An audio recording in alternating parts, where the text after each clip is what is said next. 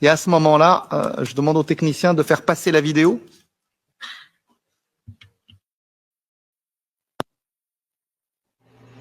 Gracias a esta respetable Subcomisión de Derechos Humanos del Parlamento Europeo por darme la oportunidad de exponer sobre la muy grave situación que en materia de derechos fundamentales se vive en Cuba. Señor presidente Munir Satouri y demás miembros de esta subcomisión, Cuba sigue siendo la nación del continente americano donde más se violan los derechos humanos y donde menos libertad existe. 66 años bajo un régimen policial de partido único, enemigo de Occidente y aliado de las peores dictaduras del planeta. El régimen castrocomunista figura entre quienes apoyan abiertamente la invasión de Putin contra Ucrania. Ha jugado un rol destacado en la consolidación del autoritarismo en Venezuela y Nicaragua. Apoya a todo líder de extrema izquierda que tenga un proyecto antidemocrático y no oculta sus simpatías con movimientos terroristas como Hamas y Hezbollah.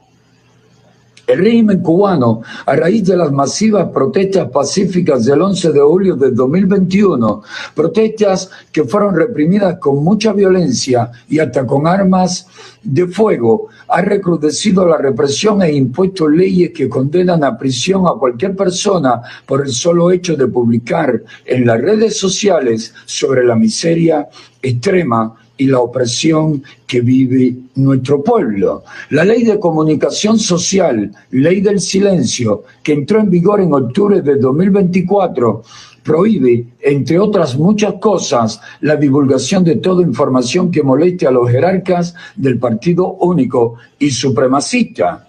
Cuba sigue siendo una de las naciones donde menos se respetan las libertades de expresión, prensa, asociación, reunión y manifestación pacíficas. Los trabajadores cubanos continúan sin derecho a formar sindicatos independientes. En la mayor de las Antillas no existe la más mínima independencia entre los poderes del Estado. Durante los últimos 3 años, relatores especiales de Naciones Unidas y el Grupo de Trabajo para la Detención Arbitraria han emitido informes y condenas por las flagrantes violaciones a los derechos humanos en nuestro país, violaciones al debido proceso, detenciones arbitrarias, desapariciones forzosas, trabajo forzoso y tortura contra prisioneros políticos, represión por motivos religiosos, entre otras. Después del engañoso proceso de encarcelaciones que tuvo lugar recientemente, quedaron en las peores prisiones del continente unos 750 presos políticos. Estos sobreviven en condiciones infrahumanas, pésima y escasa alimentación, escasa o nula atención médica, sin medicinas, víctimas de humillaciones, tratos crueles, golpizas y torturas físicas y psicológicas. Corren el riesgo de contraer enfermedades como la tuberculosis, muy presente en las cárceles cubanas, escabiosis y otras afecciones incontrolables en ese medio. Luego del 11 de julio de 2021 han muerto al menos 6 presos políticos en las cárceles del régimen. Luis Barrios Díaz, Yosandri Mulet Almarales, Giraldo Díaz Alonso, Manuel de Jesús Guillén Esplugas. Este murió como consecuencia de una brutal golpiza. También murió Pablo Moya de La y más recientemente la prisionera política Yoleisi Oviedo Rodríguez.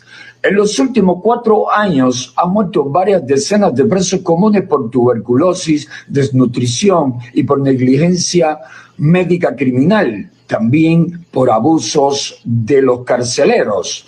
Las cárceles del régimen comunista cubano recuerdan campos de concentración de la Alemania nazi.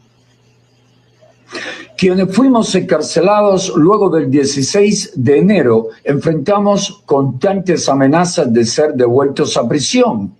Por nuestro activismo político y en mi caso particular, hasta por el activismo humanitario a favor de personas enfermas, ancianos y otros que viven en la más extrema miseria. Mi hogar permanece cercado por las fuerzas represivas del régimen. Detienen activistas, colaboradores y personas vulnerables y les amenazan con la prisión si continúan viniendo a nuestra casa. En los últimos 2 meses han ocurrido más de 400 detenciones por tal motivo. Nos han despojado de dinero, alimentos y hasta de ollas para impedir nuestra labor humanitaria.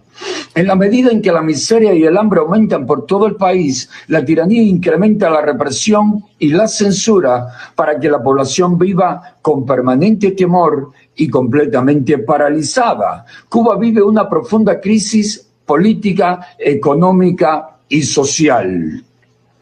Es necesaria una política más firme hacia el mayor enemigo de la democracia y los derechos humanos en el continente americano y mayor solidaridad con nuestro pueblo y con quienes luchamos por hacer de Cuba una nación libre, democrática, justa y próspera, verdadera amiga de la Unión Europea y de todo Occidente. Muchísimas gracias. On avait anticipé en